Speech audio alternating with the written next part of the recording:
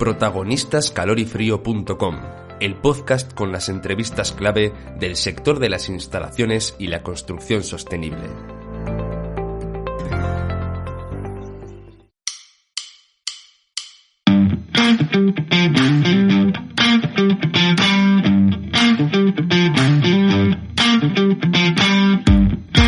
Bienvenidos a un nuevo episodio de Protagonistasdecalorifrío.com, un podcast en el que contamos con las voces más importantes de las instalaciones y la construcción sostenible para hablarnos de los temas claves del sector, pero que hoy da una vuelta de tuerca por ser precisamente un día especial. Hoy es el Día Internacional del Podcast, este maravilloso formato que ha venido para quedarse, aunque ya lo descubriremos, que ha ido creciendo en número de seguidores por todo el mundo mundial y que tiene por objetivo primario al menos, pues compartir conocimiento y entretener en muchos casos. Pero esto hoy lo vamos a descubrir mucho mejor. ¿Con quién? Bueno, pues con el protagonista de hoy, también muy especial, experto y profesional en la materia sin duda, Iván Pachi para los amigos, productor de podcast, podcaster y audio branded manager, casi nada. Que bueno, trabajas además en varias plataformas sectoriales de podcast, así que en primer lugar, bienvenido y gracias por acompañarnos. Hola, Bea. Bueno, gracias a vosotros y a calorifrío.com y a toda la gente que esté ahora dispuesta a escucharnos. Espero no aburrirles mucho. Seguro que no. Vamos a rascar a ver.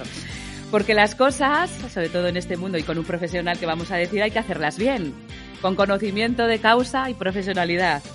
El podcast, como decimos, en los últimos tiempos pues ha ido subiendo como la espuma, pero es cierto, Pachi, que todavía hay mucho que aprender y entendemos que no todo vale. Vamos a empezar, si te parece, por el principio. Es cierto que también en el mundo profesional y en las empresas, las marcas, ¿no? Esto de trabajar el audio branding, que tú también sabes mucho de esto, pues es muy interesante para todas ellas, ¿no? No sé si o alrededor de esta materia nos puedes comentar algo, pero sí me gustaría lanzarte la primera cuestión en relación al formato podcast. Y a nivel general, luego ya iremos entrando pues bueno, en lo que es el podcast sectorial. ¿Cuál es el valor general que efectivamente para las marcas tiene este formato maravilloso? Por un lado podemos ver o el valor que le dan ellas o el valor que realmente pueden obtener las empresas a largo plazo siempre, porque el podcast no se puede medir su éxito o no se puede, al fin y al cabo, hablar de éxito si no hablamos de mucho tiempo, de un largo plazo, de inversiones a mínimo 1 año, 2 años vista. La inversión del tipo que sea, es decir, el retorno de la inversión no tiene por qué ser económico, puede ser de visibilidad. Pero la parte bueno, pues a nivel general, ¿no? Lo que dices tú, el formato podcast que tiene para las marcas, principalmente es que por primera vez en la historia nos van a escuchar de verdad. Todos conocemos los anuncios de radio o de televisión e incluso también los banners de publicidad en internet, las publicidades que hemos visto en los cines durante muchísimo tiempo y seguimos viendo la gente que sigue yendo al cine, etcétera. Pero no es la imagen real de nuestra corporación o de nuestra empresa, es esa imagen tan sumamente calculada, perfecta, medida, con el lenguaje exacto, medida palabra por palabra, que en un largo plazo de muchos años todos estamos acostumbrados y no nos lo creemos, porque no empatizamos.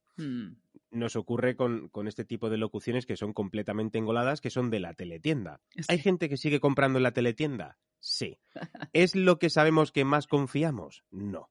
¿Por qué? Porque no estamos acostumbrados, o sí que estamos ya, al revés, estamos terriblemente acostumbrados a ese tipo de publicidad que es que ya identificamos automáticamente como publicidad. Sin embargo, el podcast sí que nos van a escuchar como empresa, como corporación. Si lo tratamos como una publicidad, no nos va a valer para nada. El podcast no es una publicidad muy larga, pero sin embargo, si somos Calor y Frío, por poner de ejemplo aquí a la corporación, pues en este caso tendremos que hablar de las soluciones que les vamos a dar a las personas. Entonces, de esa manera sí empatizamos. Y después la persona, como todas son inteligentes, al fin y al cabo van a vincular una solución a un problema que tienen con calor y frío. Pero es que eso ya lo hacemos habitualmente también como consumidores. Es decir, como vendedores o como productores de contenido, de podcast o de lo que sea, tenemos que dar el paso atrás, alejarnos y verlo como consumidores. ¿Qué queremos nosotros de nuestra marca si fuéramos compradores? Y entonces ahí el podcast es donde gana valor. Claro. Es el marketing, bueno, de toda la vida llevado pues a un formato diferente, llevado a la voz, Sí. que todas las marcas tienen que tener, efectivamente, ¿no? Sí. ¿Cómo se inicia? ¿Cómo aparece el podcast? Quizá por lo que estás diciendo, por esa necesidad que había de contar las cosas de otra manera o de emocionar o de enamorar de otra manera al público.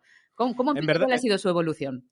En verdad no, en verdad el podcast comenzó entre varios fricazos a lo largo del mundo, en un momento puntual, todos a la vez precisamente, con inquietudes tecnológicas, ¿no? Que buscaban compartir conocimiento como si realmente, vamos a poner el ejemplo de los radioaficionados, ¿no? Con estas radios locales que se conectaban en una comarca para tratar asuntos a lo mejor de cómo estaba el campo, los propios taxistas, la gente que trabajaba por la noche, gente que directamente le gustaba hablar por una radio, pero que no salía mediante las ondas comerciales, sino que solamente otra persona con otro receptor de radio percibía y podían mantener conversaciones.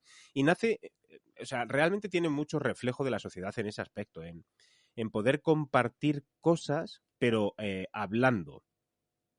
Y ya no solamente hablando, sino que una vez que hemos hablado y lo hemos grabado, que la gente lo pueda escuchar en cualquier momento desde recibiendo una notificación, no teniendo que ir continuamente a un punto a ver si se ha publicado algo, que precisamente por eso se le da tanto valor y se le ha dado tanto valor durante todos estos años al RSS, al feed, que es una tecnología muy antigua, pero que es tremendamente eficaz y que proviene también de la parte de los blogs, de donde también el podcast se nutre bastante. O sea, realmente nace de ahí. Después, claro, ha habido muchas evoluciones, es decir, ahora mismo podemos hablar del podcast a nivel conversacional, como de resolución de dudas, como también podemos hablar de ficciones sonoras, documentales sonoros, e-learnings, audioguías, podcast privados, branded content. Ahora tenemos una amalgama o un abanico de posibilidades dentro del podcast muy grande. Y todos son podcasts. Pero un poco la materia o el origen proviene de ahí, ¿no? De poder hablar, compartir y contar cosas a personas que te quieran escuchar, pero que previamente se han suscrito a tu RSS para poder recibir cada podcast en tu dispositivo móvil o en tu correo electrónico. Yo no sé, Pachi, si tenemos datos, tienes datos de, no sé, de escuchas, aunque sea a nivel general, para saber, porque decimos que efectivamente ha venido para quedarse, que efectivamente hay cada vez mayores oyentes, pero quizá la dimensión es tan abismal. Porque sí que es verdad, ¿quién no conoce a nadie que no esté enganchado, ¿no? A una serie o algo, en podcast, ¿verdad? Sí, poco a poco ha ido evolucionando, va creciendo. No, yo datos no, o sea, datos a nivel global, general, no tengo tampoco ni siquiera me he puesto a mirar a nivel en España, porque casi todas las empresas o creadores son bastante celosos de compartir sus datos, por lo tanto, todo esto se complica el poder hacer una evaluación global. Sí que tienes ciertas percepciones, es decir, sabes perfectamente que hay un gran número de podcasts que no llegan al tercer episodio, con lo cual tenemos un gran volumen de podcasts creados o iniciados, pero que realmente están muertos, es decir, no tienen... son como pues los blogs o las páginas web. Debe de haber millones, pero después que todas estas tengan una periodicidad, que estén actualizadas, que se le refresque con nuevo contenido, o sea, son muchas menos. Entonces, en el podcast estamos algo así. Y la pandemia, el inicio o el periodo, ¿no?, de confinamiento fue muy beneficioso, pero yo ahora a la postre sí que lo veo con cierta reticencia, porque se crearon muchísimos podcasts que se han quedado ahí en el vacío muertos, porque bueno, al final la gente los creó para pasar el rato y de cachondeo y se han quedado ahí. Aumenta en exceso el número de producciones que parece que hay, pero después no son tantas realmente. Claro, porque detrás de todo esto estamos hablando ya de cosas profesionales, o sea, tiene que haber una estrategia, ¿no? Efectivamente, ¿no? Sobre todo para una empresa, sí. Eso es, en ese sentido, ¿no? ¿Para qué estamos creando una serie de podcasts, ¿no? ¿Dónde está? Vamos a hablar del podcast sectorial, precisamente. Estando donde estamos, pues vamos a hablar de ello. De en qué consiste. Has hablado de diferentes formatos o formatos, no, o tipos de podcast, pero ¿cuál es o dónde está ahora mismo el podcast sectorial? ¿En qué tipo de contenidos o en...? Pues sintiéndolo mucho, está a un nivel pobre y aburrido. Sí. Sí, ¿no? Sí, el podcast sectorial está a un nivel pobre y aburrido por la falta de riesgo, que yo lo comprendo, ojo, que no es una crítica, porque yo tampoco sé si realmente si tuviese una compañía de cualquiera de las ramas sectoriales o industriales, si me atrevería a hacer alguna locura. Posiblemente sí, porque ya me conozco. Pero realmente está en un momento de evaluación del riesgo, pues eso, pobre y aburrido. O sea, realmente esa sería para mí la definición, porque no asumen riesgos. Asumir riesgo en podcast supone crear, por ejemplo, desarrollar ideas que nos vinculen o que la gente pueda empatizar con nuestra marca a través bien de la responsabilidad social, bien porque vamos a cubrir una serie de necesidades. Por ejemplo, mira, yo hace muchos años creé un podcast que era de historia en 5 minutitos, ¿vale? Te contaba anécdotas o pequeños resúmenes de biografías en 5 minutos. Bien, pues a través de la revista Muy Historia, cuando yo empecé a trabajar allí, a mí se me ocurrió crear el primer podcast para sordos del mundo. Es decir, un podcast para sordos. Toma ya. Claro. Visto así dices, esto es una puta ida de olla. Bueno, ¿por qué Red Bull tiene a gente tirándose en paracaídas o patrocinan a un tío que se sube a la estratosfera y se tira desde la estratosfera pudiéndose matar con el logotipo de Red Bull? Correcto. Porque la gente queremos que se asocie a Red Bull, a aventura, a energía, algo que nos dé esa vitalidad de vivir, ¿no? Y como con eso, pues podemos poner el ejemplo de muchísimas marcas que conocemos que asumen riesgos y después pues no les va tan mal. También las hay conservadoras que les va muy bien, por supuesto. Pero con el podcast estamos un poco en ese punto. Se pueden desarrollar ideas creativas en las cuales integremos a adolescentes, a personas de la tercera edad, tratemos asuntos, por ejemplo, calorifrio.com, que lo que dices tú, que es una empresa que se dedica a la parte también de la parte de construcción, con las reformas, a poder adaptar todo esto y demás. A mí, Calor y Frío, lo que me lleva es a parte de cambio climático, sostenibilidad, etcétera. Y al final lo vinculas, es que al final acabas vinculando. No tiene por qué ser solamente hablar de mis placas solares, hablar de si mis paredes son más gruesas, más finas, no tengo ni idea de lo que puedan al final estar tratando. Pero desde luego lo que sí es que me puede suponer mucho mayor beneficio a la larga no hablar tanto de mí, sino hablar de lo que realmente le puede preocupar a la gente y cómo a lo mejor Calor y Frío puede solucionar esos problemas que puedas tener para poder pues mejorar la eficiencia energética de tu hogar, de tu pequeño negocio, etcétera, etcétera, etcétera. Lo otro es caer en el aburrimiento. Claro. Pero y aunque haya poca, ¿no? No sé si poca actividad o sean muy aburridos, ¿hay algún sector que a ti, bueno, te parezca, bueno, pues que te haya sorprendido o que quizás sean los más activos? Claro, nosotros hablamos eso, pues de estas cuestiones, ¿no? Que nos unen, pero sí. No sé si tienes algún... Uno de los mejores ejemplos es el de BBVA. Es decir, BBVA es el ejemplo y la envidia de todo el sector financiero. Pero porque han creado una línea diferencial, claro, ¿no? Totalmente. Han creado una línea de branding, en la cual pues no sé si tendrán 20 o 20 y pico podcasts bajo el paraguas de la marca BBVA, y de economía tendrán 4. Claro. El resto es que si aprendemos juntos, que si cosas de psicología, que si cosas con niños, que si cosas de sostenibilidad, etcétera, etcétera, etcétera. ¿Por qué? Porque, bueno, pues al final quieren posicionarse. Quieren posicionarse como una compañía amiga. Hace muchos años, Endesa también sacó un podcast de ópera. Hostia, ¿qué tiene que ver Endesa con la ópera? Pues más bien poco, ¿vale? Salvo que a lo mejor pues, la iluminación sea muy buena. Pero en verdad tenía todo un objetivo, que es un objetivo de branding. ¿Cuál es la peor forma que llega Endesa o cualquier compañía?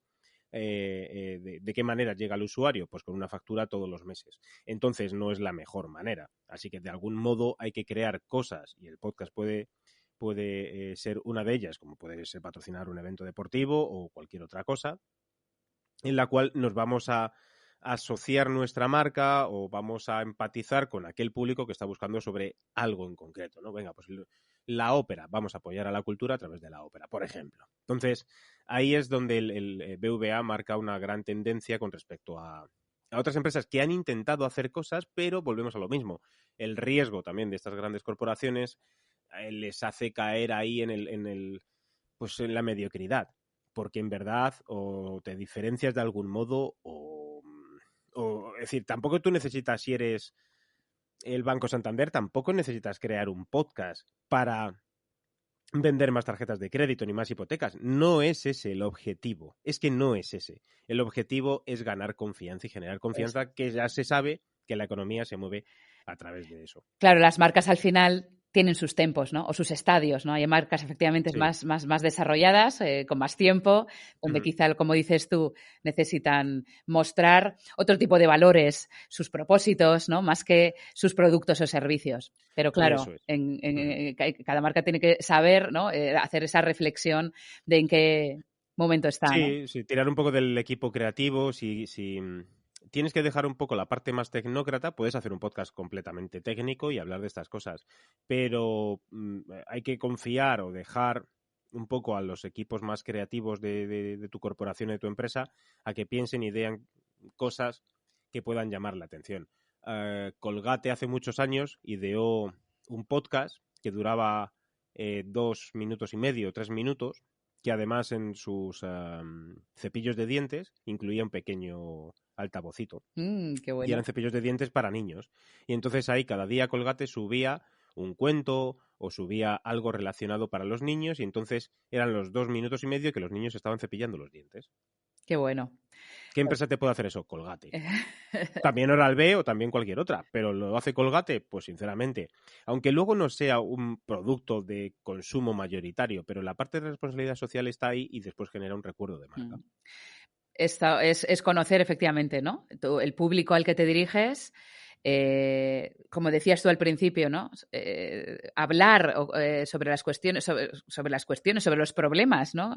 O más bien sobre las soluciones que aportas como marca a los problemas o puntos de dolor, ¿no? Que tiene nuestro público. Sí. O sea, lo digo por recapitular, ¿cuál por lo tanto sería o crees que es el papel que tiene el podcast, ¿no? en los portales sectoriales, entonces? O sea, el papel y el futuro. El papel actual y el futuro. El papel actual ahora mismo es el de simplemente lo están utilizando como una herramienta de publicidad malamente utilizada, en la mayoría de los casos. A futuro confío en que vayan aprendiendo y sepan reducir los gastos en la parte de a lo mejor de grandes personajes o de comunicadores terriblemente populares por acercarse más un poco al público. El papel actual ahora mismo es el de vamos a darnos a conocer, vamos a hablar de nuestro producto y vamos a decir lo bueno, lo guapos que somos y todo lo bien que lo hacemos, pero bueno, como no lo queremos hacer muy directamente, lo vamos a hacer disimuladamente. Disimuladamente también se sabe que es disimuladamente. No nos Entonces yo confío que vaya hacia el camino de querer realmente acompañar al oyente. Vale, y entonces, siguiente pregunta. ¿Es importante estar en portales sectoriales, o sea, que traten contenidos diversos sobre un sector en vez de que tú individualmente hagas tus podcasts como fabricantes y lo muevas con tus medios? Yo creo que ambas son compatibles. Es decir, yo preferiría estar donde está mi público objetivo. Claro. Yo preferiría, es decir, si es un sector, lo que dices tú, es una página sectorial, es más fácil que la gente sepa acudir ahí. Pues no sé, voy a poner de ejemplo algún portal de agricultura. Entonces sabemos que va a haber muchísimas empresas relacionadas con el mundo de la agricultura que si tienen ese portal de referencia sea más fácil poder tenerlo ahí. Que no estar de nuevo pegándote tú pues con absolutamente todo el mundo y todos los contenidos por aparecer entre uno de historia y otro de sexualidad, que ahí caes en un saco lleno de cosas. El nicho funciona mucho mejor también. Uh-huh. Y como decíamos también al principio, entiendo que la profesionalización en todo esto, no solamente evidentemente en pensar en la estrategia o cómo puede ser esa estrategia, sino llevarlo a cabo, es importante, ¿no? Es decir, quizá contar con gente profesional, porque, bueno, yo creo, no sé, creo que la pandemia nos dibujó un escenario donde las cosas caseras estaban bien. Les damos el ok en vídeos, en audios, ¿no? Claro, ahora estamos hablando de marca, estamos hablando de empresa, no sé que si es un estadio diferente, ¿no? Pero en la propia ejecución del podcast, en contenido, en los profesionales, en la producción, ¿cuán de importante es la profesionalización de todo esto? ¿Cuánto de importante creemos que es nuestra empresa? Qué buena Claro. respuesta. Es que mi padre tiene un bar.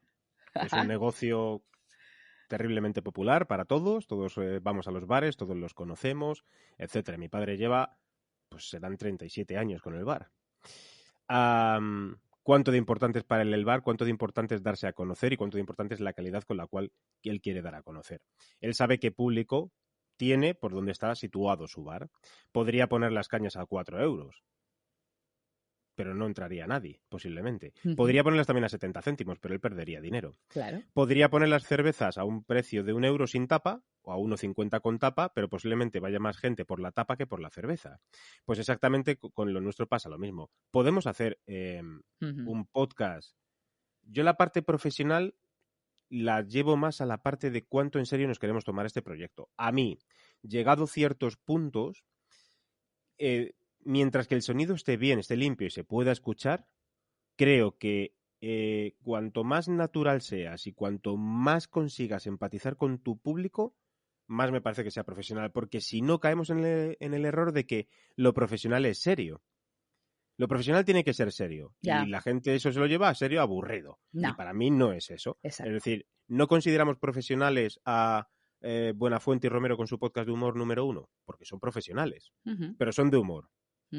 No consideramos profesionales a, por ejemplo, otro podcast que esté hablando de ciberseguridad, pero en un tono un poco más humorístico. Sí, son profesionales, lo que pasa es que lo hacen con un tono un poco más humorístico. Y así un poco con todo. La parte de profesionalidad creo que tiene que residir más en hacer esa introspección nuestra de decir cómo vamos a comunicar esto. Eso sí es profesional. Después, que el tono o que el sonido sea en Dolby Surround o que sea del copón, eso le va a dar un poco más de caché, un poco menos de caché. Contar con un locutor profesional o una locutora profesional tampoco te garantiza el éxito, al igual que tampoco contratar a una persona mediática para tu podcast. Eso ya está comprobadísimo que no garantiza el éxito, sino que lo que garantiza es una pérdida en tu cuenta del banco. Entonces, es mejor empatizar con alguien porque tú lo vivas, porque lo transmitas, porque estés dentro de la empresa, porque te lo creas, que el hecho de decir, bueno, pues mira, es que no tenemos ni idea, pues contrátate a este periodista que es súper famoso, que con todos los respetos va a ser un mercenario, va a llegar allí, va a soltar su discurso y se va a ir. No está viviendo, no conoce la empresa, no la mama, no tiene ningún sentimiento por esa empresa. Entonces, eso no te lleva a ningún sitio. La parte de profesionalidad tiene que ser nuestra, de transmitir lo mejor posible lo que queremos transmitir de nuestra empresa, pero ahí es donde sí se ve qué empresas son profesionales y cuáles les da igual esto. Y cuáles les da igual esto. Ahí es donde está realmente la profesionalidad. Exacto, el valor lo pone uno mismo, efectivamente, sí, ¿no? Sí.